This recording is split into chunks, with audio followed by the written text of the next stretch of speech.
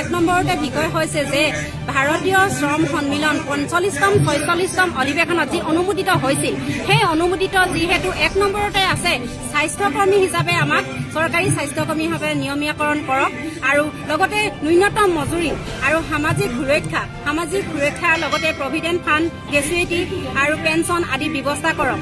আজি সেই ৪৫তম আৰু ৪৬তম অধিৱেশনৰ যি অনুমোদিত হৈ যোৱা আজি কিবা বছৰো হৈ গ'ল, কিন্তু আজি চৰকাৰী কৰ্মচাৰী হিচাপে আমাৰ আশাকৰ্মীসকলক আমি দাবী জনাইছো যে চৰকাৰী কৰ্মচাৰী হিচাপে আমাক স্বীকৃত দিয়ক, লগতে ন্যূনতম মজুৰি দিয়ক আৰু লগতে সামাজিক সুৰক্ষা দিয়ক। আৰু সামাজিক সুৰক্ষা দিয়াৰ লগতে ন্যূনতম মজুৰিটো হৈছে এটা দীৰ্ঘদিনীয়া সময়। ঠিক আছে, ন্যূনতম মজুৰি দীৰ্ঘদিনীয়া সময় আমি সকলোৱে গম পাওঁ, কিন্তু সেই দীৰ্ঘদিনীয়া সময়ৰ আগত তেওঁলোকেতো ঠিক আছে আশাকৰ্মীসকলক অন্য ৰাজ্যৰ দৰে যিহেতু মাহেকত আমাক কি কৰে ১,০০০ টকা আমাক ৰুটিন এক্টিভ হিচাপে মাননি দিয়ে। সেই মাননিটো আমাৰ ১,০০০ টকাতে আমাৰ সীমাবদ্ধ হৈ থাকিলে। আজি অন্যান্য ৰাজ্যত সেই ১,০০০ ঠাইত আজি বহু হাজাৰ বৃদ্ধি হৈছে। আমি অন্যান্য ৰাজ্যত যেনেকৈ ১০,০০০ অতিক্ৰম কৰিছে, তেনেকৈ আমি চৰকাৰক দাবী জনাইছো যাতে সেই ন্যূনতম মজুৰি নিৰ্ধাৰিত নোহোৱালৈকে অন্তত আমাক অসম চৰকাৰে আমাক সন্মানজনক মাননি হিচাপে আমাক দিয়াৰ ব্যৱস্থা কৰক। লগতে আজি অন্যান্য ইনচেণ্টিভৰ ক্ষেত্ৰতো বাকী ৰাজ্যৰ তুলনাত আমাৰ অসমৰ আশাকৰ্মীসকলে আমি যিখিনি ইনচেণ্টিভ দিয়া হয় তাৰো আমি মাননি একেবাৰে একদম ন্যূনতম মাননি, যিহেতু অন্যান্য ৰাজ্যত সেই মাননিবিলাক বহুগুণে বৃদ্ধি হৈছে। আমি চৰকাৰক আমি অনুৰোধ কৰিছো যাতে যিহেতু অন্যান্য চৰকাৰে যিদৰে মাননি বৃদ্ধি কৰিছে, আমাৰ চৰকাৰখনেও যাতে সন্মানজনক মাননি দি আমাৰ যিখিনি ইনচেণ্টিভ আছে সেই ইনচেণ্টিভৰ মাননিও বৃদ্ধি কৰে। লগতে আমাৰ যিহেতু স্বাস্থ্য বিভাগৰ ২০০৬ চনৰ পৰা আমাক আশাকৰ্মী হিচাপে স্বীকৃত দি প্ৰথমতে আমাক ৩টা কামত আবদ্ধ ৰাখিছিল। আমি দাবী জনাইছো চৰকাৰক যে আজি 3টা কামতে আবদ্ধ নাৰাখি স্বাস্থ্য সেৱিকা নাম দি বৰ্তমানে আমাক 100ৰ ওচৰ পাইছে। আমি দাবী জনাইছো যে আমি বৰ্তমানে স্বাস্থ্য সেৱিকা নহয়, আমি স্বাস্থ্য কৰ্মী হিচাপে আমি দাবী জনাইছো আমাক স্বাস্থ্য কৰ্মী হিচাপে আমাক স্বীকৃত দিয়ক। লগতে চক স্বেচ্ছাসেৱিকা মিন্স কি? স্বেচ্ছাসেৱিকা হৈছে আমাৰ নিজৰ ইচ্ছাৰে কামলৈ ওলাই অহা। বৰ্তমান সময়ত আমাক 3টা কামতে আবদ্ধ ৰাখি যিহেতু আমাক অধিক কাম আমাৰ যিকোনো কামত যেনেকৈ আমাৰ ইলেকশ্যনৰ সময়ত ইলেকশ্যনৰ ডিউটিটো আমাক কামত লগোৱা হয় আৰু যিকোনো ক্ষেত্ৰতে যিখিনি আঁচনি প্ৰস্তুত কৰে সকলো আঁচনিতে আমাক মানে অন্তৰ্ভুক্ত কৰায়। আমি সকলো কাম বিনা দ্বিধাই কৰি আছো।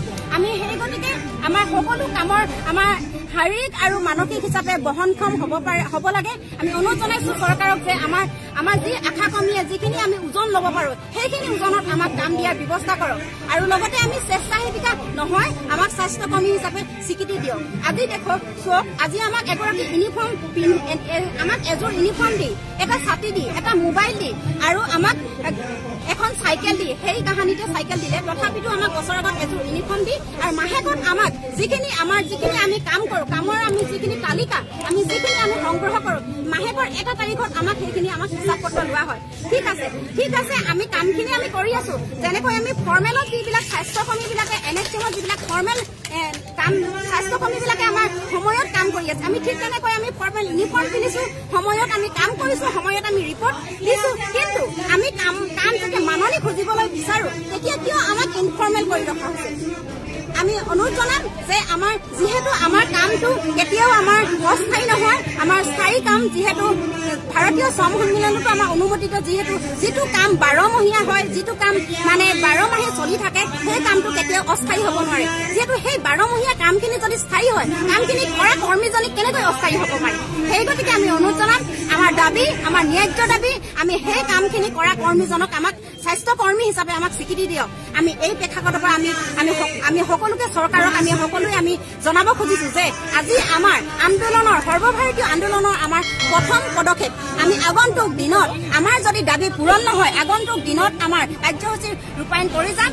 আগন্তুক দিনত আমাৰ নৱেম্বৰত আমাৰ যিহেতু সৰ্বভাৰতীয়ভাৱে যি আমাৰ পাৰ্লিয়ামেণ্ট আন্দোলন বিক্ষোভ কাৰ্যসূচী হ'ব, আমি তাতো আমি অসমৰ পৰা যোগদান কৰিম। আৰু ইয়াৰ লগে লগে আমি আগন্তুক 25 চনত আমি সকলো চৰকাৰক বিষয়ববীয়া চৰকাৰক আমি জনাব খুজিছো যে আমাৰ যদি দাবী পূৰণ নহয় তেতিয়া আমি আগন্তুক 25 চনত আমি ধৰ্মঘট কৰিবলৈ আমি বাধ্য হ'ম।